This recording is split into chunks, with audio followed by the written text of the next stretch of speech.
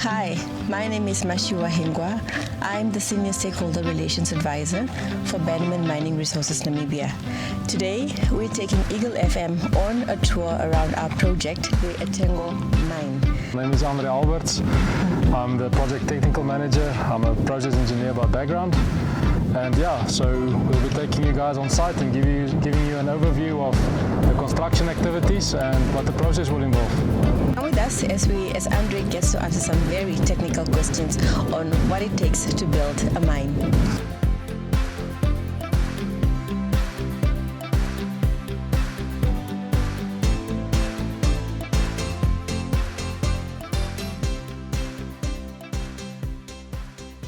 Maintain it, whether it's through just at present and also thinking in future, what kind of a road we put here so that we can carry the high traffic that we're expecting to go through here.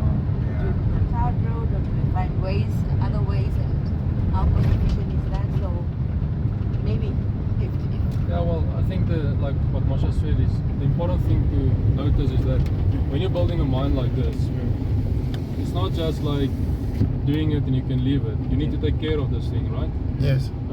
And from the moment when we started, we need to put systems and processes in place to make sure that it can be maintained, it's sustainable. And that goes from an environmental perspective through safety and through the actual maintenance of the physical infrastructure. So we've been putting those processes in place, and we have a dedicated team who is responsible for monitoring the environmental impact, for managing the safety on site on a day-to-day basis, and then to make sure that we maintain the technical or the infrastructure from a technical perspective. Yeah, and again, maintaining also the infrastructure, it also means investing, it also means procuring, it also means spending money. Yes, so all of these services, support services that the mine requires, is procured locally, and that supports the local economy. Of course, in some areas you need very specialized resources, and for that you will need very specific suppliers, which are not always locally available, but it always remains a priority to do it locally first. So that means there is a deliberate effort that you do to ensure that you check if certain things are available local before you go and look outside. Yes. So from a procurement strategy, we have a vendor application process. So we have a list of vendors, and for the different procurement packages, we try to structure the packages such that we can give opportunity to the local contractors where there is available capacity. Some of the packages, of course, are very large, very big, or either very technical, and it's not always possible to limit it to local contractors. But that is where we try to manage it as best as possible to give a fair opportunity. Okay. We're at the entrance of entering the Etango uranium mine. Perhaps you can just tell us what are you planning to do within this place that you're entering? What element or what the product are you going to mine, and what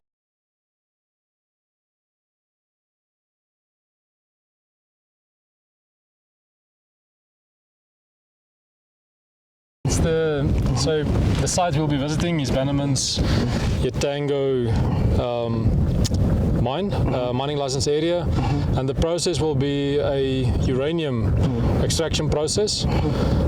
So the aim will be to produce a uranium concentrate that can be sold to converters globally. Uranium is a very important element in the energy sector and is used to generate nuclear power, among various other things. Quite significant in the energy industry. And how important, because we're at the entrance, before we move in there, we are already seeing infrastructure, we are seeing a road being prepared. How important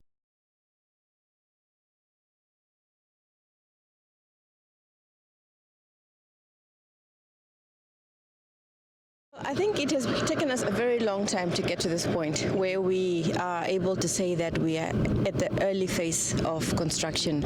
This is a journey to us actually having to develop another uranium mine in Namibia. So obviously the economic benefits of having another uranium, a mine for that matter in the country, the benefits are enormous. So if we are able to see this through and be in a position where we are exporting uranium, it can only benefit Namibians. Okay. Yes. And maybe just in terms of the phase of the project, so like Majwa said, this is the early construction phase. Apart from what's happening on site here, we're also busy with the detailed design that's still going on in parallel. So currently it's mainly the earthworks and the early works construction that is ongoing on site. So that includes the bulk earthworks for the roads and the platforms where all the different infrastructures will be erected. And then in terms of early works is to ensure access to site and to ensure water and power supply to site for construction purposes. Temporarily, power supply for the construction. The mine is tearing off from the Erongo road. Can you just please take us through that? Yes, so for temporary power supply to site, for the construction site and for all the different contractors who will be establishing on site, you need power to run your offices. For different construction activities, you need power supply. And to do all of that with generator power is expensive, right? So we've decided to already install the permanent power reticulation network on site. So it's the overhead lines on site, and then we're constructing a temporary connection from that to the Erongo Red regional supply. Okay. So as you can see there's an existing Erongo Red line that runs past the site access, and we've already constructed the overhead lines that connects this temporary line to the site. We'll be installing the connection infrastructure soon, but this will then provide construction power to site. Yeah. This is not the permanent supply. Later, we will be constructing a dedicated 132 kV power line all the way from the Kusep substation dedicated to site, and that will be the permanent power supply, and then we will disconnect this one. So what you see here currently is just a temporary access control. In the future there will be a permanent access control facility, including a gatehouse with all of the vehicle controls. Currently this is where we control all contractors moving onto and off site. And also everyone who comes here needs to go through an induction. So we'll be moving into the boardroom now shortly, and then we'll go through a site induction to familiarize everyone with what's happening on site and all the safety precautions you need to be aware of to make sure that we keep safe. And yeah, so everything that happens here is controlled. There's no uncontrolled access to site. Maybe what is the importance of having that tight control of going in and leaving the mine? What is the importance of that? Yeah, so a mining license requires certain controls to be in place from a safety and regulatory perspective. So we need to account for every person that moves onto site or moves off site, so that you are aware of what happens on site. There's a lot of earth moving and other activities happening. This involves dangerous machinery, it's big yellow equipment, and if people move on site uncontrolled, then they can get hurt. So when someone goes onto site, he needs to be aware of what's happening on site, he needs to be familiarized, and if he's not familiar, he needs to be escorted to make sure that everyone is kept safe. So for the project specifically, we have Mr. Daryl Fraser, who is appointed for the bulk earthworks to make sure that everything happens safely, so he's the safety manager. And then Eugene Flory, who is on behalf of the owner, looking at the other packages for the safety. So there's a proper safety management system in place that everyone needs to adhere to.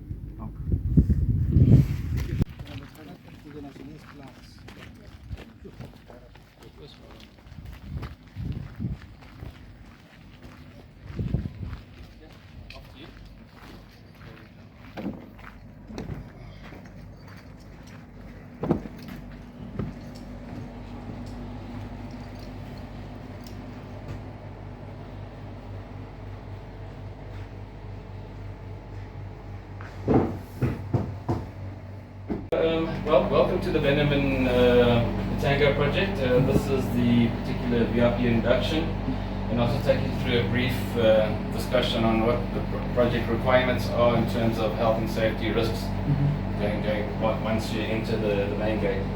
So just before we start off, there's a particular message from the client, which is each person goes home safe and healthy each day. So that's our focus. You know, we want to make sure that the workers go home and safe and healthy each and every day.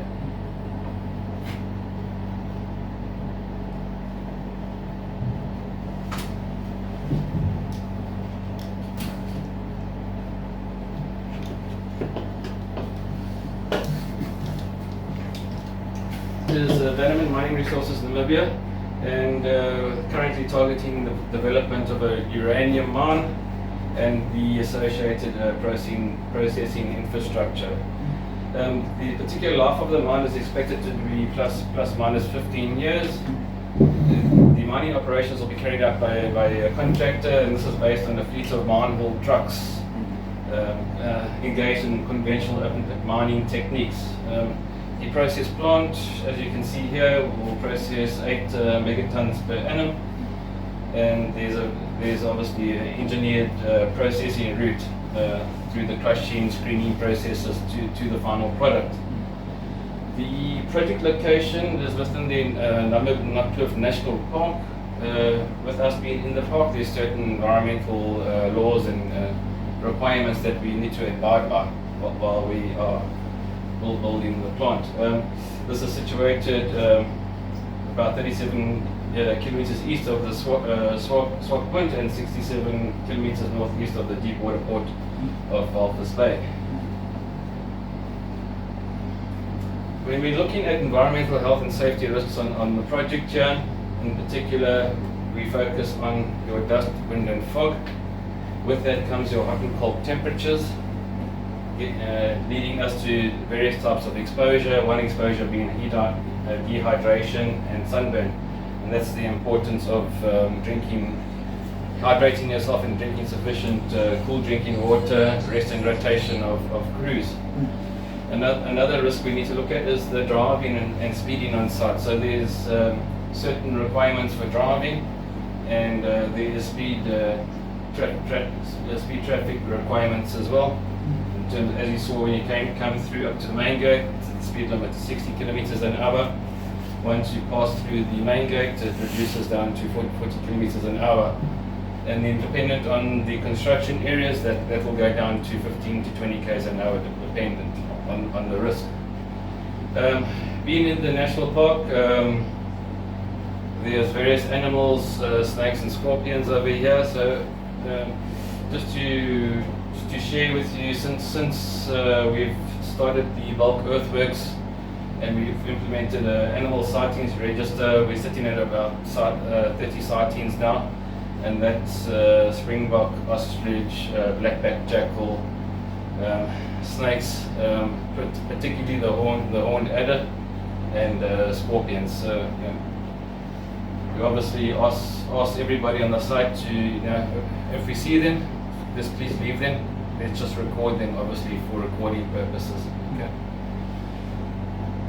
With coming onto site, like Andre explained earlier on in the introduction, there's a lot of vehicles and heavy earth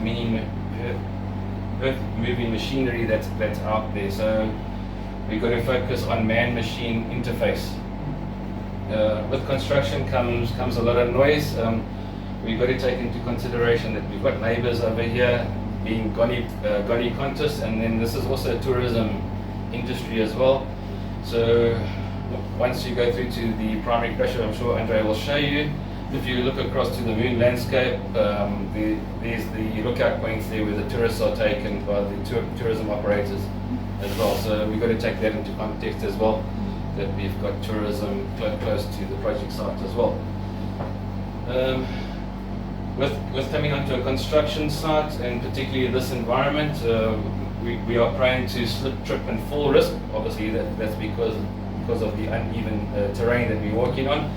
So I'll ask you, while you're out there, please just watch where you walk, and keep your footing stable at all times. Okay. transportation of personnel. A lot of the works contractors that come over here, we transport them through buses and high ace vehicles as well. And then we've got your small LDVs. There's constant consideration for the safe transportation of project personnel coming onto the project. In terms of loading and offloading of materials and equipment, that relates to your deliveries. So we just got to take into context when loading or offloading materials and equipment during transit. Those loads have potential to be shift during transit. So when we're loosening the straps, things like that, we've got to take into consideration that the things may fall. So we've got to be careful. Last but not least, blasting operations. In the bulk earthworks, the primary crusher and the stockpile tunnel, those are the two places that we've done blasting operations. All blasting operations have been completed successfully without incident, so we're very proud of that fact. And yeah, that's good. If we look over here, in terms of the project management system, we've got project safety essentials, and this is where we always ask the workers in the field to always take care. We follow the rules. We always do a risk assessment before performing work. If there's any safety issues, we need to intervene. If there's any changes during the work activity, then we need to manage that change and identify the risk, the new risk and the new controls. And then also make sure that we wear the correct PPE, depending on the task as well. Health and safety rules. So all visitors are required to comply with the health and safety standards, procedures and the rules on the project. As you see when you'll go through the gate now, obviously there's access control requirements. So you will sign into a register, there will be breathalyzing that will take place as well. All vehicles to be only driven on site by authorized personnel, and seat belts must be worn. So in terms of authorized personnel, those people have their vehicles checked and they've gone through a verification of competence as well, assessment. Visitors will always be accompanied by a host, your host today being Andre and Joshua, and they will guide you through the site safely during your visit. We need to wear the correct PPE, so everybody here has got the right PPE, so thank you for that. Drinking water available. I'm sure you've got drinking water in the vehicles. It is getting warm out there at the moment. And then access to any ablution facilities and other amenities. So if you do need to go to the toilet, we do have toilets available over here at security. Otherwise, you're welcome to stop at the works contractor laydown area to utilize those ablutions as well. Over here on the right, we've got 9 life-saving rules, and these rules are non-negotiables, and we need to make sure that everybody complies with these rules whilst on site.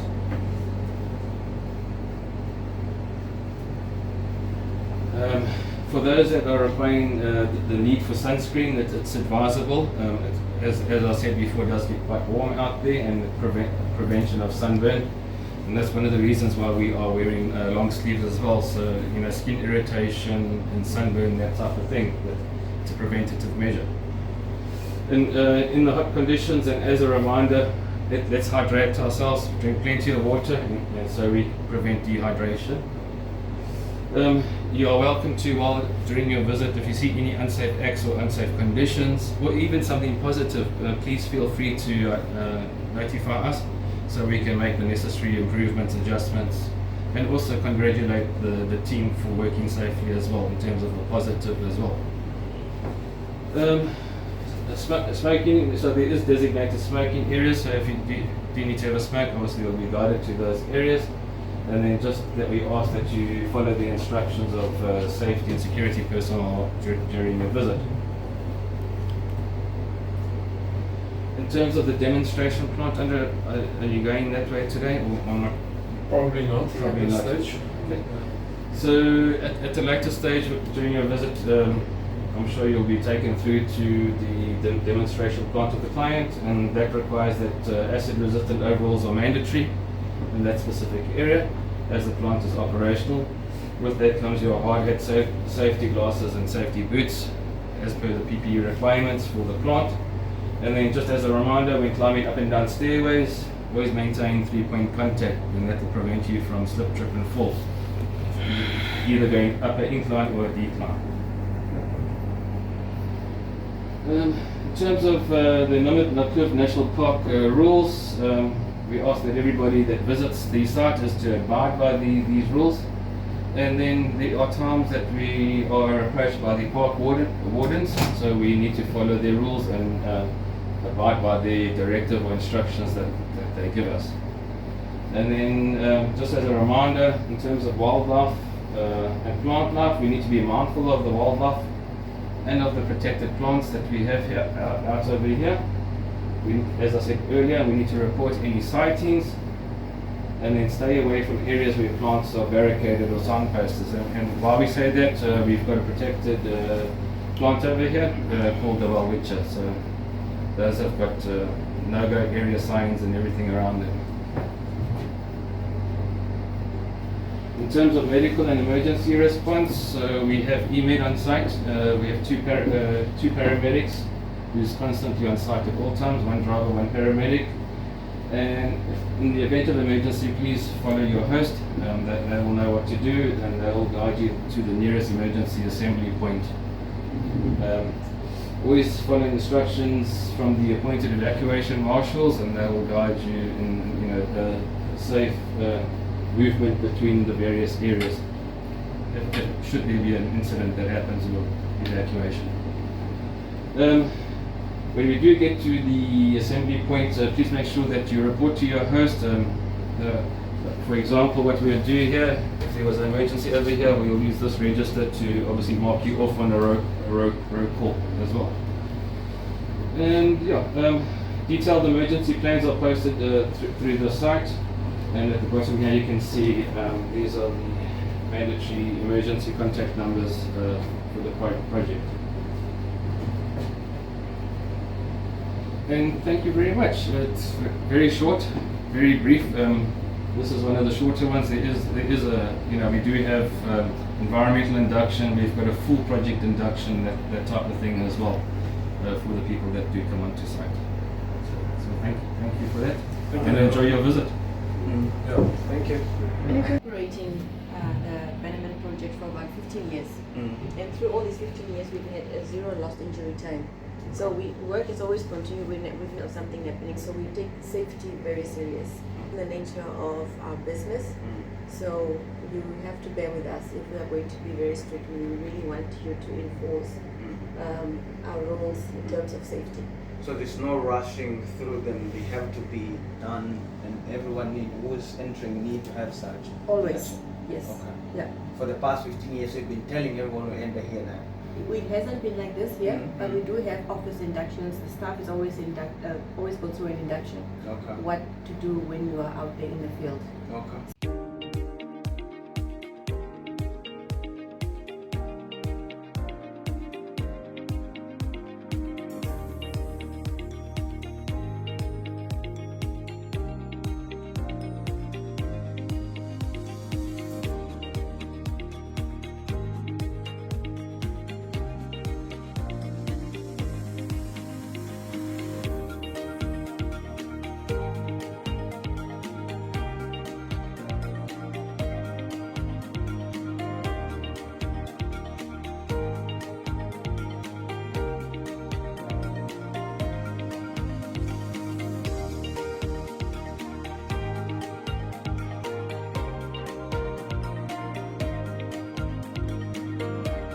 Yeah, so for construction purposes, to ensure that the work happens safely, the site team needs to be able to communicate with one another.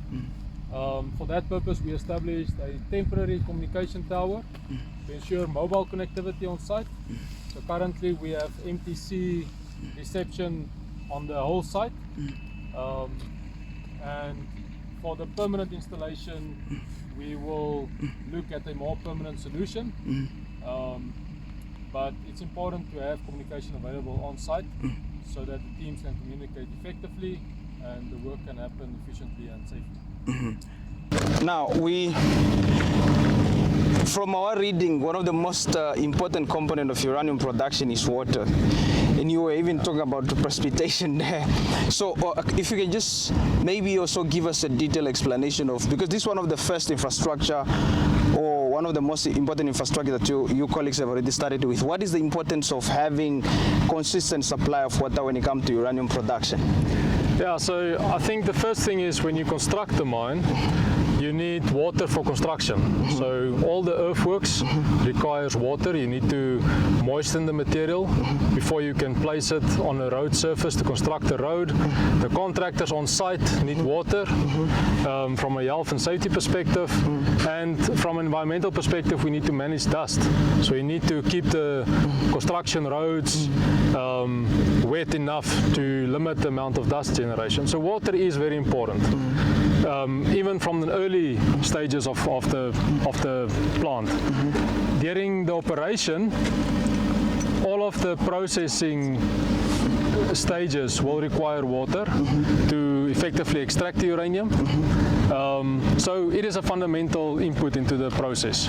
So one of the very first packages that Bannerman has invested in was to install a water supply to site for the purpose of construction.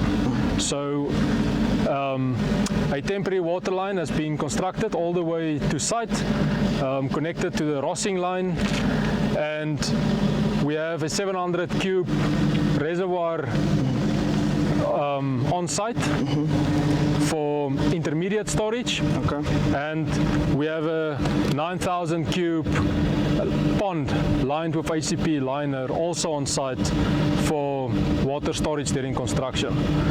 This has been a key area of development for the project because from time to time there are water supply interruptions on the water side due to various reasons, and because we have this infrastructure in place for storage on site, we've managed to work without any interruptions over the past year of construction.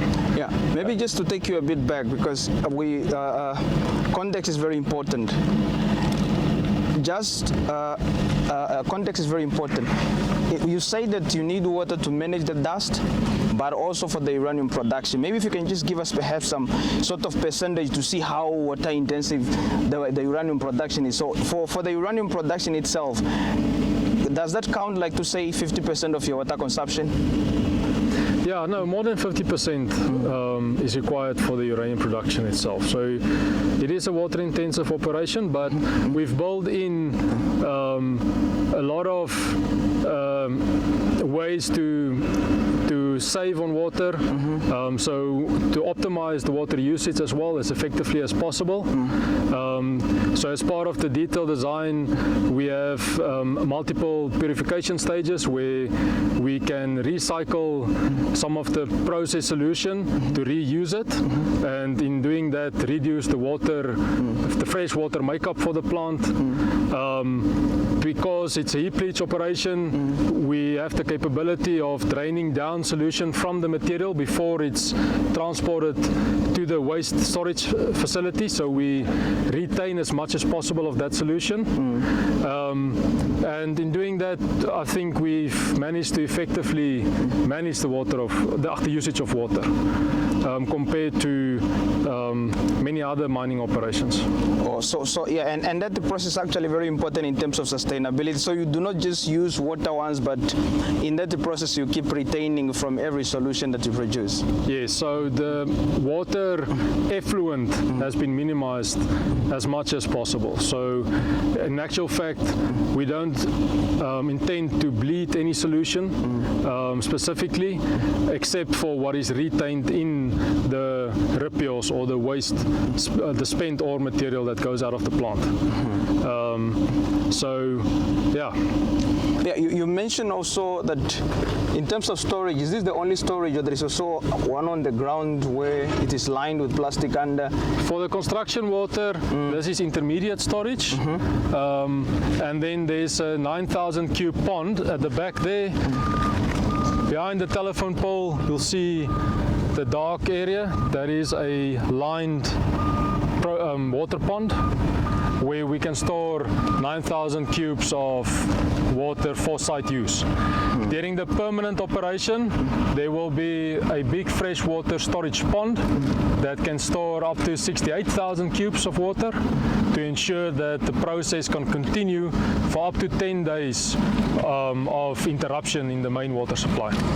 Yeah, maybe just to emphasize on that, to say that because we, given the current supply, which is the desalination, we know we have a sulfur boom sometime in the ocean. Yes. When that happens, if you can just again that you do have a storage that is going to be able to sustain your operation for around 10 days of no supply. Yeah, so like you rightly said, sulfur bloom is often the cause of downtime at the main desalination plant. Although that normally lasts not longer than a couple of days or a week at most, it can happen that we have back-to-back events, or you can have downtime on the NAM water reticulation system that coincides, for example, with something like a sulfur bloom. So we made sure that we have extended storage capacity to be able to keep the process running for up to 10 days, like I said, under nominal production. So this map shows the layout of the plant. What you see here in dark red or brown, this is the pit. This will be the pit layout for the Etango 8 plant, with the waste rock stockpiles next to it. And the primary crusher, which is the first crushing stage, where all the coarse blasted rock will be crushed to a smaller size before it gets conveyed to a stockpile. This is what we call the primary crusher. The primary crusher position is over there, where you can see the little heap of material that's been excavated. Okay. That's where the primary crusher will be. So we've blasted there down to about 12 meters as part of the excavation of that crushing area. Then the coarse crushed ore will be conveyed with a conveyor belt all the way to a stockpile, which we call the coarse ore stockpile, and that is to make sure that there is sufficient material stored for the plant to use. So if the primary crusher goes down, if there is something wrong with the crusher, if it breaks down, then you still have material on the stockpile that you can feed to the plant. Perhaps what is the distance of that coal? Conveyor belt. Yeah, This conveyor is belt. 2 kilometers. Okay, so not trucks that are going to move the pile. The trucks will only be running around the pit. You can see the different haul roads around to deliver the crushed material to a stockpile at the primary crusher, and then that material will be fed to the primary crusher using loaders, or the trucks will tip the material directly into the primary crusher, and then from the primary crusher all the material will be transported with conveyor belts. Okay, so the conveyor belts are more efficient in moving material than using trucks. Oh, that's the reason. Okay. That's the reason. So there's a long overland conveyor to the primary coarse ore stockpile, and from the coarse ore stockpile the material will be fed also by conveyor to a secondary and tertiary crushing and screening circuit to break the rocks down to a smaller size, so that it's the right size for what we need for heap leaching, down to 5.8 millimeters. So 80% of the material will be 5.8 millimeters. Then that fine ore will be conveyed to the heap leach area. The heap leach pad is where the material gets stacked into what we call cells, and each cell basically represents 8 days of stacking. Okay, what is a heap? Maybe just in basic language. What is a heap? Why must the material come at the heap? What happens here? So the heap leach area is where the uranium is leached out of the ore, and during the leaching process an acidic solution is applied onto the material. It soaks the material, and then that acid dissolves the uranium that's in the rock. And as the uranium is dissolved, it goes into the solution, and that solution percolates through the heap from the top to the bottom, and it gets collected onto a lined surface. And that lined surface directs the solution to a pond system, which is like a big tank or big storage area where the uranium rich solution is captured or stored. So basically you're saying that in that heap, this is where uranium get to be separated from other material or from the rocks? Yes, it's extracted from the rock in the heap leach area. Then once that uranium is in solution, you need to extract the uranium from the solution again. But there are different impurities, other types of metals and other elements which is also in that solution. So to extract the uranium from the solution is pumped to a separate process which is next door, and that is called the ion exchange and precipitation process. Extracted from the solution by a resin, and then it's transferred to another solution to create a pure uranium solution. Yeah, and we just wanted to repeat that process to say that, okay, after separating it from the rocks, you have to move it to another process because there are other components or other elements within. Yes. You need to get a pure uranium solution so that from that you can produce a final product that is saleable without impurities. Okay, so there's a specific standard that is required by the converters who use the uranium, and that will buy that uranium from Bannerman. And to meet that standard, you need to make sure that there's not too much impurities in the uranium. So can we say there is some sort of value addition again for you to arrive at the purity? There's definitely value addition. So we take the raw ore material and we process it to generate a pure uranium solution from which a pure uranium concentrate can be produced. And then that uranium concentrate is exported as a product. Yeah, maybe just an additional process between the heap leaching and that process of removing impurity.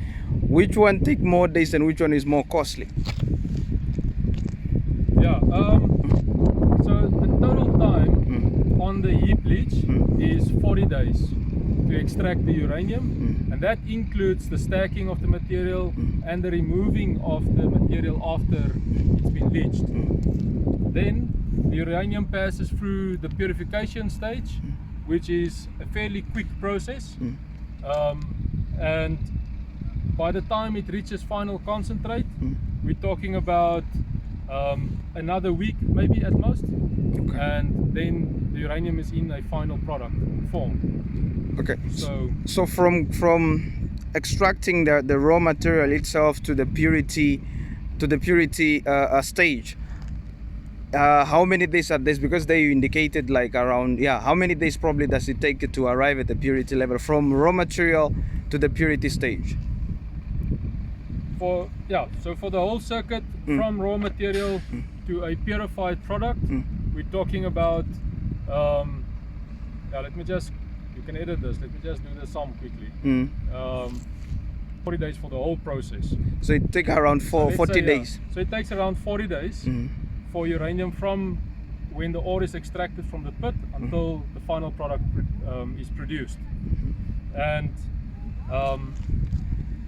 of course, and that is now that process from there to here. If you can just show that in the map where it starts. So the ore is mined in this area, and then it's crushed and transferred through the whole process to the heap leach area where the uranium is extracted, and then the uranium is purified in the processing area to produce a final product that is saleable. Okay. And that is around 40 days there? Around 40 days, yes. Okay. So we always say that the heap leach itself will take 40 days, but that includes the stacking and the removal of the material. It actually takes 32 days to dissolve the uranium itself completely. and then it just gets transferred through the rest of the processes. Okay. When now you include the acid, you say it's sulfuric acid, right? That you mix Yes. it with. Okay. So is it now evaporation, or what happens there for the drying or for the uranium to separate it from the rocks? How is that? How does the acid assist in that?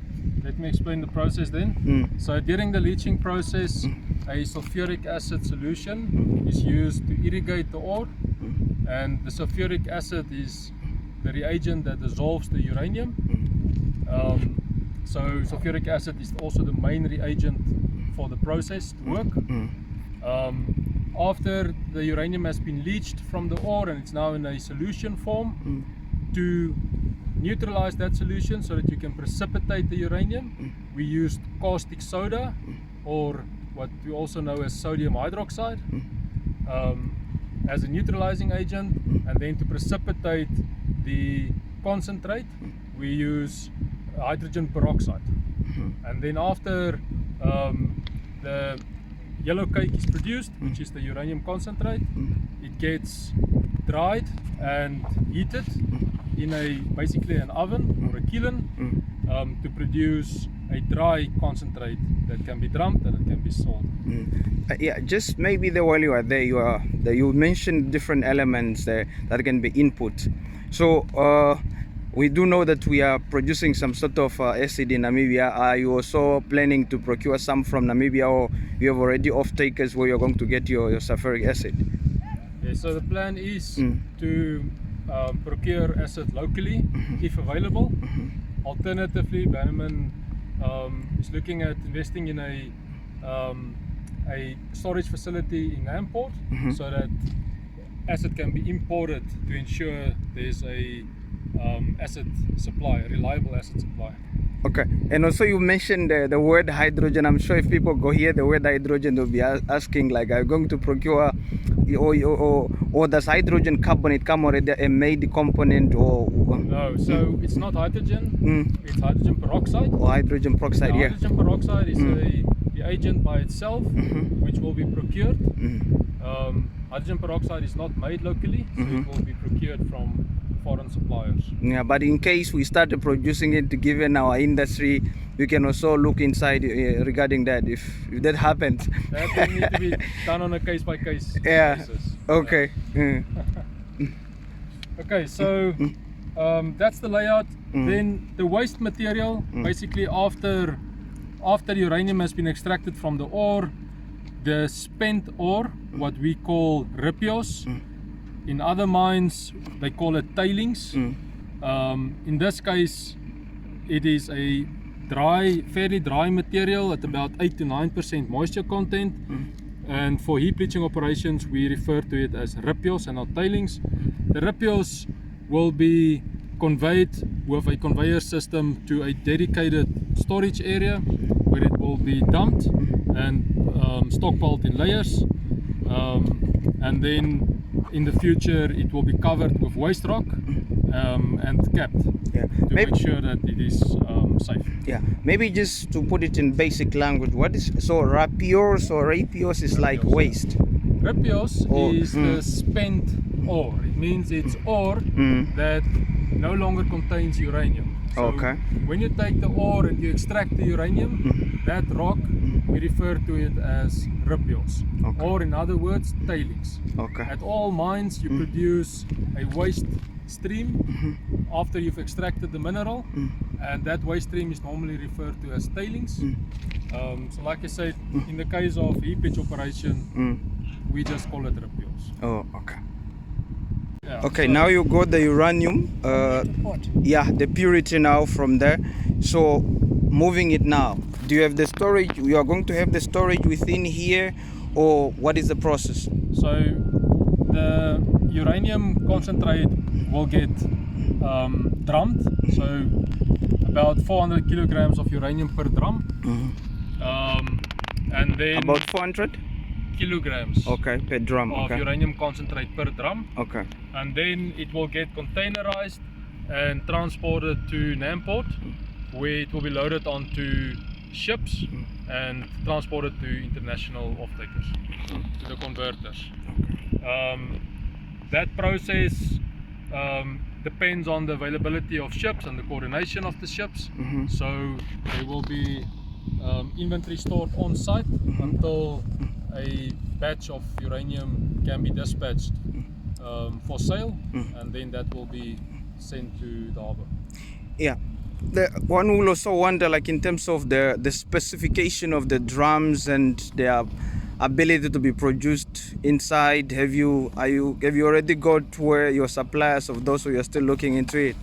Yeah, the uranium transport standard is very strictly regulated, and there's a very specific requirement when it comes to the packaging and the way uranium is transported. The drum specifically needs to comply to a certain manufacturing standard that meets those regulations or guidelines. So we will be procuring drums, of course, based on the availability to meet that standard. Okay. Currently, it's not available in Namibia. So there is an opportunity, of course, for local suppliers to produce drums locally, but at the moment it's not available, unfortunately. So those specifications, if I'm, let me say, I'm a manufacturer and I come to you and ask what the specification of those drums, you can give them to me to see if I'm able to produce them. Yes, in actual fact, those standards and specifications are global standards and specifications. Okay, so they are not only specific to Bannerman only? No, they're not specific to Bannerman, and they are available if you go to the World Uranium Association. Those standards are published there as well, so they are readily available to the public. Okay. Yeah. Yes, it's very important to have some sort of flat space in terms of cost, especially for the heap leaching. Maybe you can just explain why that is important. The site layout is dictated a lot by the natural ground level and the terrain, and specifically for the heap leach pad, it's a big area of 1 kilometer long by almost 300 meters wide, and it needs to be constructed at a very specific slope. If you do that on an unlevel terrain, it's a very costly exercise. For that reason, we selected an area where the natural ground level or the natural terrain is already very close to the design slope for the leach pad. Okay. So behind the construction camp, all the way at the back, you can see the earth moving machinery working, and also by eye you can see it's fairly level already. So that area has been allocated for the heap leach pad. Yeah, as you indicated also that the scope or the space is a bit vast, and also one would say that it's not going to be costly now to transport the things around, building a conveyor belt. So what is the importance of having the site as wide as it is now? So from a design perspective and operational cost perspective, we always try to keep the footprint as small as possible. Right? So priority is to keep it as small as possible. Unfortunately, you need to take into consideration there needs to be space allowance for the different infrastructure components, and in this case the location of infrastructure like the waste heaps and the stockpiles has dictated a lot how the plant must be located. Okay. And then of course the location for the heap leach pad. So that's been the driving factors, but we've tried to keep it as compact as possible within those limitations. Oh, okay. Yeah, if you can just perhaps introduce the place where we are now as part of the wall mine. What is this place? Okay, so we're now at the primary crushing area. So this is where the process starts basically. So after the ore is mined from the pit, it is fed to the primary crusher. That's the first phase of breaking the rock into smaller components. And the pit is somewhere around here. Yeah, the mine pit would be behind the primary crusher, ultimately. So for the construction of the primary crusher, we had to excavate down to about 10 meters. The whole crushing building will be around 23 meters high, and we've sunk it halfway into the ground, with only half of it above ground level. Half is underground. Half of it is below ground level, the other half above ground level. And the purpose for that is to minimize the elevation that you need to travel with the haul trucks to feed material into the crusher. So we've optimized on that. Yeah, maybe just to elaborate on that, what do you mean to minimize the elevation? Is it now for the truck driving up if he's put it under? Yeah, so the ore from the pit is transported on these big tipper trucks, all right? One of them can carry 100 tons of ore material. And those trucks drive from the pit to the crusher where they tip the material into the crusher. Now, if we would have constructed the primary crusher from the ground level upwards, those trucks would need to drive on an incline up to 20 meters high and then dump the material. So, and as you can imagine, if you need to drive uphill, you consume more fuel. Yeah. So it is expensive. Every meter of elevation gain is expensive.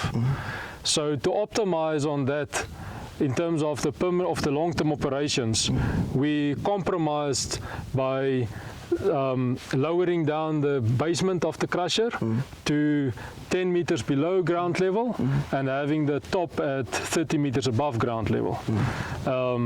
So that the trucks only need to travel an elevation of 10 meters or 13 meters to dump the material into the crusher.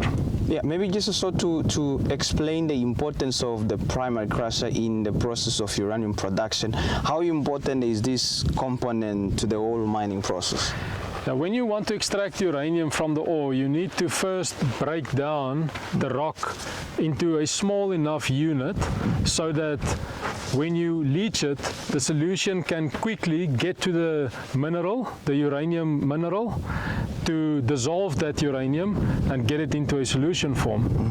So you can imagine if you take the blasted rock, some of these rocks are big, up to a meter in diameter, and you wet it with acid, the solution is not going to penetrate all the way to the middle of that rock, right?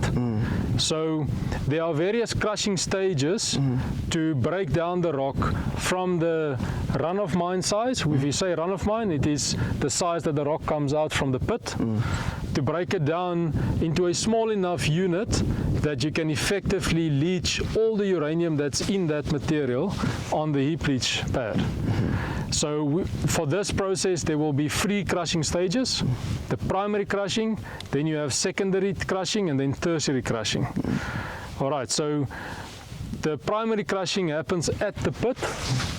So it's the closest to the mining operation as possible, and by doing that, you limit the distance that the haul trucks need to travel with the ore to get it to the first crushing stage. And then after it is crushed at the primary crusher, it is transported by a conveyor belt to the next phases of crushing and ultimately to the heap leach pad. So can we say that this is the stage value addition start, the primary crusher? So mining end in a pit. From the primary crusher, you start with the stage of processing and value addition.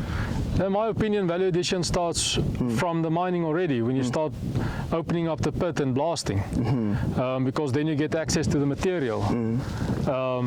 And then the rest of the, what we call comminution or crushing phases is just to optimize on the breakage of that rock to a point where you can efficiently and effectively extract the mineral from the rock. And also now you mentioned the 3 stages of crushing. Which one do we say, can we say it consumes more energy? between the three? Yeah, the biggest energy consumer will be the tertiary stage. Oh, okay.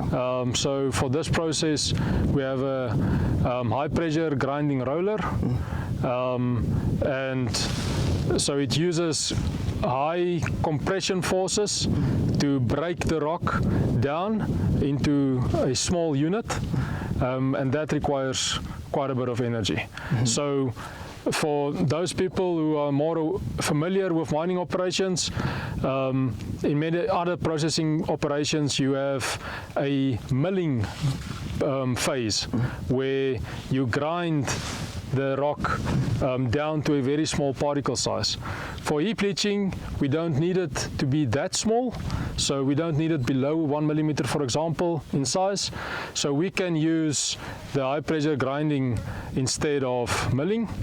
And fortunately for this operation, we can actually go to a quite fine size and still ensure proper percolation of solution through the heap without having problems with ponding and solution draining problems. So for that reason, we're going to use the high pressure grinding roller. But it is energy intensive, but it's very effective in breaking down the rock to that small size. So basically, this is where material is loaded and transported to where the roads gets constructed. So it's material that's been tested, that qualifies to the correct specification for road use to construct the different layers of the roadworks. So this is what we call a borrow pit or a borrow area. So basically you borrow material to use it elsewhere. Or to construct your roads. Construct the roads, So you are not going anywhere, you are taking it from your side? Yes. Oh, okay. Yeah, all the material used for construction currently is obtained on site. So you do your testing here and yes. The samples are collected here. Currently the testing facilities in Swakop is used for testing to verify that the material is competent. And then once those results have been approved by the engineers, the material is used on the roads or on the platforms for construction. So behind us you can see multiple tipping trucks, an excavator, there's a bulldozer working, and yeah, all of these are big pieces of equipment compared to a small bakkie that you can see in the middle, and personnel. If we don't have proper safety procedures and the safety management system on site, then people can get injured very quickly. So that's why safety on a mine site or on a construction site is very important. Yeah, so meaning the safety that we are experiencing, because from every point that we enter, we are going through certain safety protocols. So the safety that we are experiencing is not just because it's a uranium mine, it's just across all the mining sector. Yeah, safety is important in general. I mean, even for our personal lives. When we drive on the road, we use safety belts. Our vehicles have airbags. We drive to a certain speed limit. The safety is important irrespective. But on the mine site, because of the interaction between all the different work areas, the different contractors and personnel, different equipment types, and especially the size of the equipment, it is even more so important to have very robust safety management systems in place to ensure people are safe, they can go home to their families every day. And we are back again at the procurement. Those are like around 4 or 5 huge trucks. And now, is it now Bannerman own them, or you are hiring them, or? No, all the construction work on site is done by contractors. So the work has been outsourced to Namibian-based contractors currently. And that equipment, for example, is owned by one of the contracting companies called Namibia Beton, or if not owned, at least rented by them, and they operate it. So for the construction duration, all of the construction works will be outsourced to contractors, and that will create in itself a lot of employment over the construction period of in excess of 34 months. So there's a lot of investment locally because of that. Yeah, and I think sometimes people do not understand the spillover. So those trucks are also consuming fuel, right? They are not using electricity at this point, they are consuming fuel, right? That need to be procured also, and they need to be serviced. Yes, there's a lot of secondary support services required to do construction or to operate the mine. So apart from the heavy equipment and the personnel on site, you have support services like waste management, fuel supply, including even sanitation supplies on site. So to make sure that it's a healthy and a safe environment and the equipment and the people can work effectively, you know. So, and all of those services are procured locally currently. So it creates a lot of opportunity for the regional and the national industries. Okay.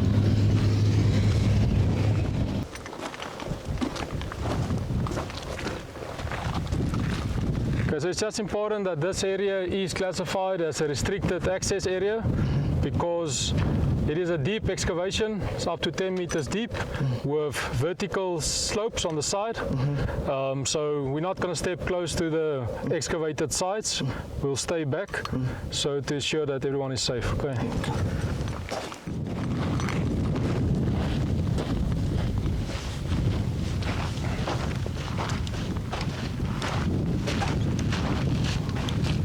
So this is where the primary crusher will be. As I explained, it was excavated down to 10 meters, and right at the back is where the crusher building will be constructed.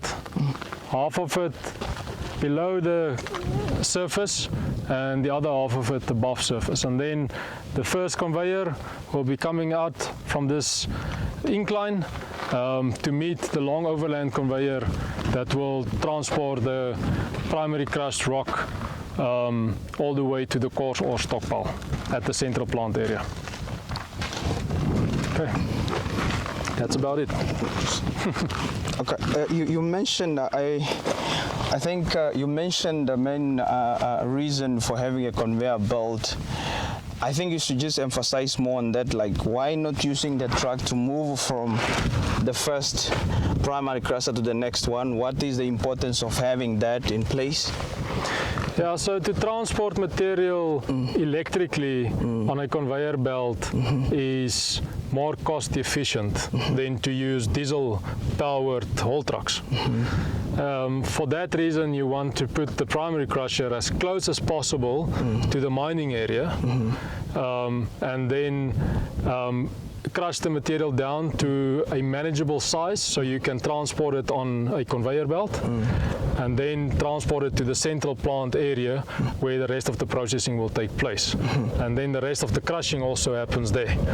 So for that reason we have a long overland conveyor, but yeah, that's more cost effective than if we would have had the primary crusher at the central plant area as well and having to transport the rock with diesel operated trucks. Yeah, and also looking at now the different phases of crushing and how and the distance that they are apart from each other, what is the importance of having a compact operation? We know that your site is bigger, but looking at the size of each phase, it matters. So what is the importance of having such a compact operation instead of having them far apart as much as possible, even though it's required, but you're trying by all means to minimize? Why do you need to minimize the space between them? Well, first of all, from an environmental point of view, we always want to limit the footprint of the operation, all right? You want to keep it as small as possible, as compact as possible, to minimize the disturbance on the environment. And from an operational efficiency point of view, the closer that the different operational areas are, the easier it is for access and for the interface management between the different areas. But there are limitations. So especially around the mining area, there will be big stockpiles of waste rock and ore which needs to be managed. You need certain infrastructure requirements. For example, I explained explained about the heap leach pad that needs a level surface area. So some of those limitations dictate the distance or the spread of the plant. But in general, we always want to keep it as close as possible. Of course, you want to ensure there's enough space for maintainability from a safety and access perspective. So if everything is too compact, then it creates a risk. All right. So you need to make sure that there's a good compromise that's managed to ensure a safe access to all areas, but also limit the footprint of the operation on the environment. Okay.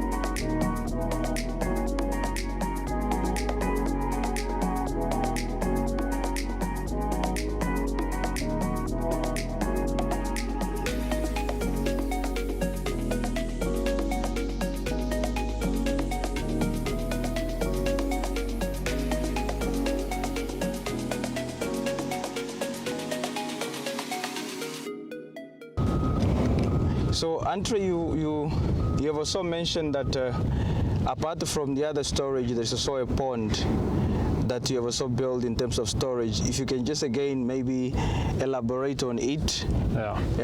Okay, I explained previously the importance of having water on site for construction, and we're also aware of interruptions in terms of the coastal supply network. So we've constructed a storage facility for water on site. So there's a storage tank that can store 700 cubes of water, and then we've constructed this pond with a capacity of 9,000 cubes, so cubic meters of water. With that storage capacity, we can continue construction at the current water demand for up to 14 days, and at the maximum envisaged construction water demand for 10 days. So this has been a key in ensuring that the construction work can continue without interruption. Without any delay. So this is the main reason. So you are progressing well in terms of your construction because there is no disruption when it comes to the main input, which is water. Yeah, so since construction on site from the beginning of last year, of January 2024, and with the commencement of the bulk earthworks in August of 2024, until now we've had no delays of construction work on site because of water interruptions.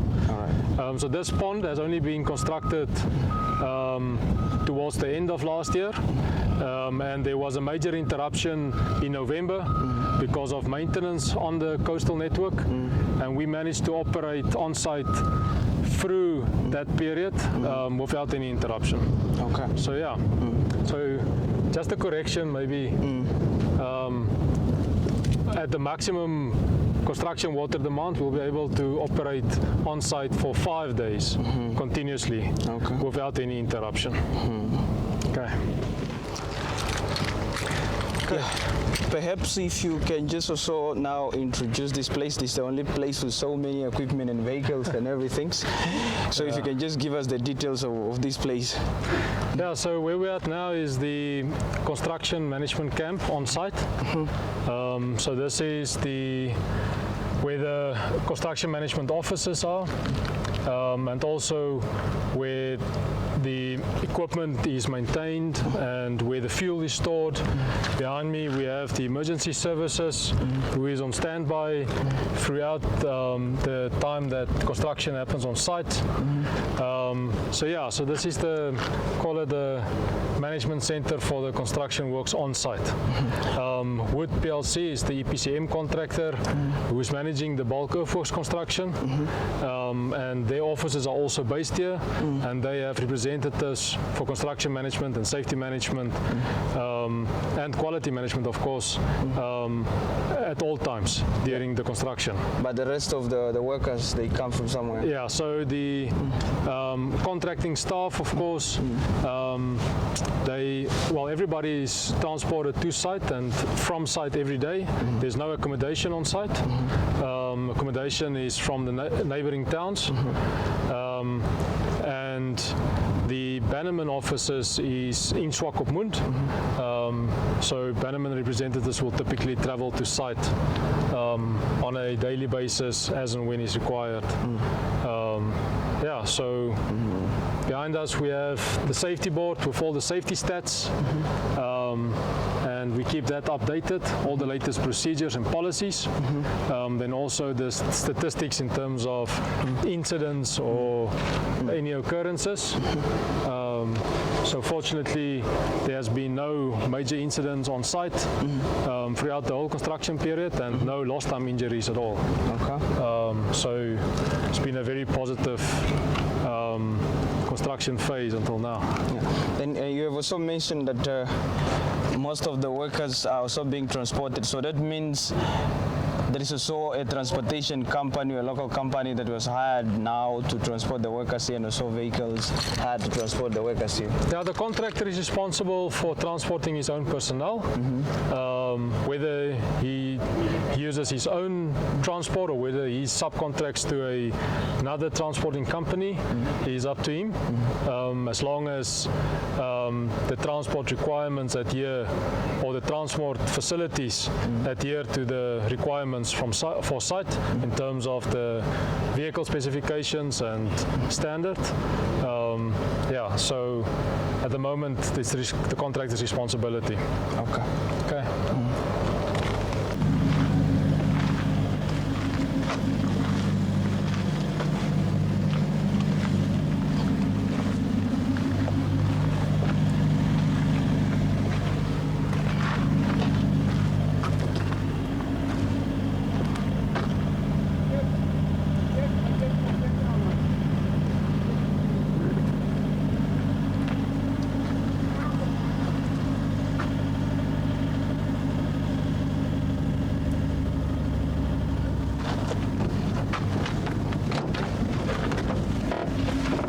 So Andrew, another component of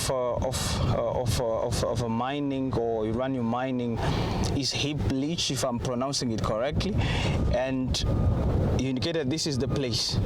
If you can just perhaps start with what is heap leaching first, and how does it work and also in uranium, and then you can also explain further this thing that is looking like you guys are building a stadium or something like that.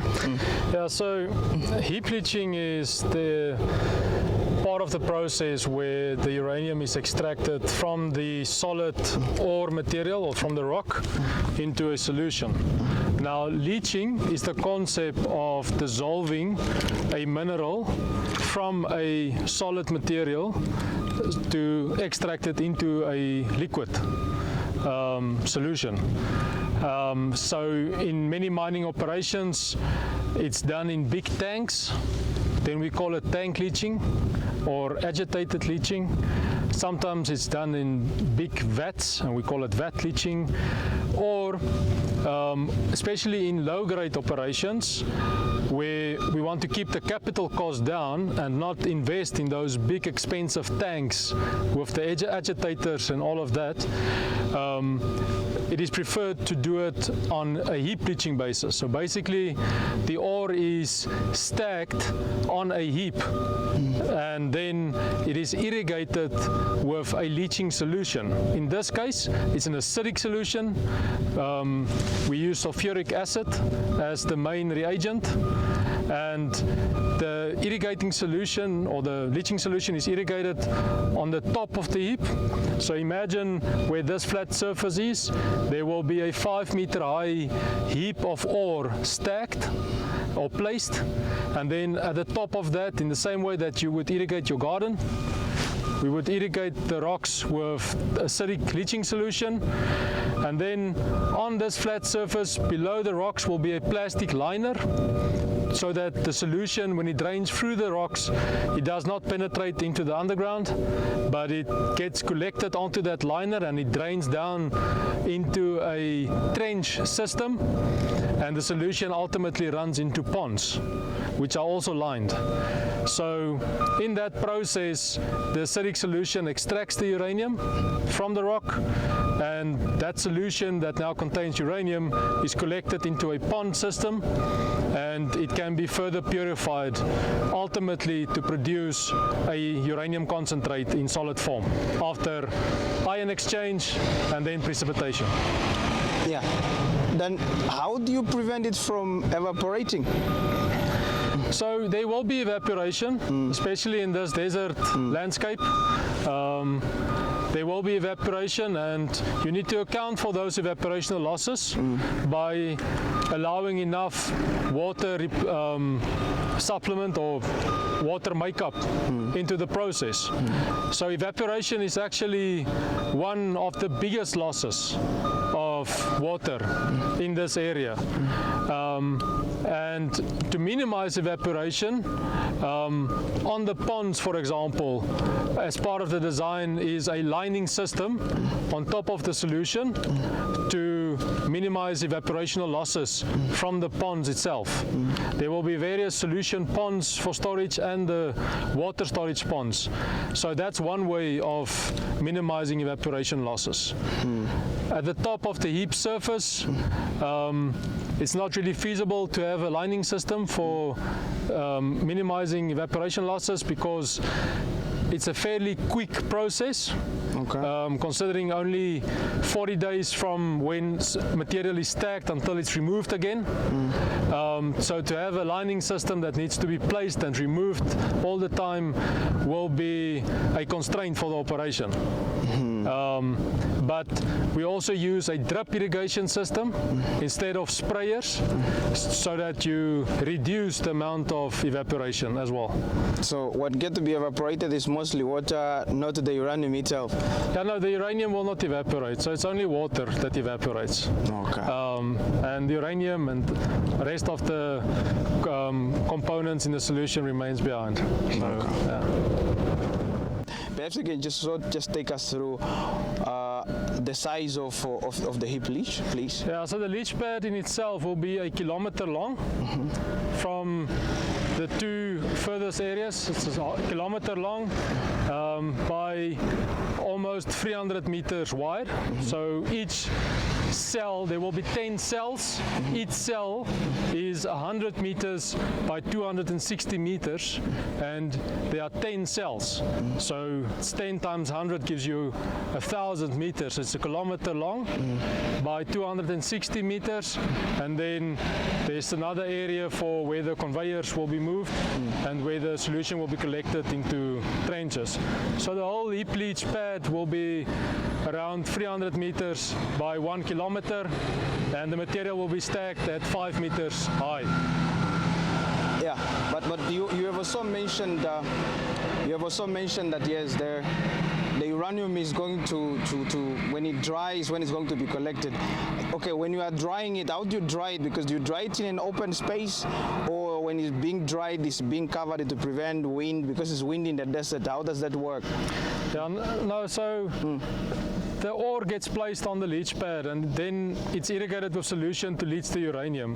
When that process is done, when it's finished, the material will rest to allow all the residual moisture that can drain down to drain out of the material, and that ultimately gives a moisture content of about 8 to 9%.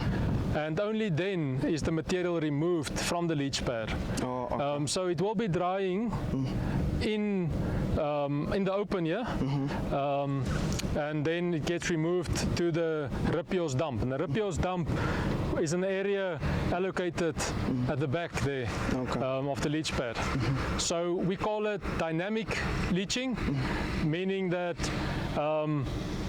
the material gets stacked, and then after leaching it gets removed again, and then that same area is reused for stacking again. In some other operations we have a static heap where you keep on building one layer onto another, and it grows like a mountain. So this will not be a static heap, it will be a dynamic heap leach operation. Okay, cool. But you ensure that, okay, maybe just one last question. Ensuring that that ore or that material, the uranium, is finished, like there is nothing anymore before you go dump it. How does that work? So you will never be able to remove all of the uranium. There's a economic cutoff point. So by taking solution samples and doing laboratory analysis on those samples, you will monitor the amount of uranium that's leached out of the ore. Okay. And in doing so, you will monitor the extent of leaching up to a point where you reach the economic cutoff, and then you stop. Okay. Because otherwise you keep on consuming reagents and you may not really get any more uranium. Okay. Because there are other impurities in the ore as well, and they also consume reagents. So you will monitor the process by taking accurate samples and doing analysis on site. Okay. And they do the leveling, and then they bring in material from selected borrow pits. So basically we test material on site at different locations, and if that material is suitable for road construction, then the contractor load that material, bring it to where the road must be constructed, and then place it in layers. And as the material is placed, the contractor will compact that material down to make sure it provides a stable base for the road. In this specific area, you can see the road has been constructed up to a certain level, and now they're busy installing culverts. It's very arid. You still do get occasional rainfall, so we need to make sure that if that happens, we can manage the water flow on the surface. So we do have certain areas that the roads has been prepared to manage that water flow across the roads, not down to the roads. Okay. Yeah, so this is just to give you some perspective.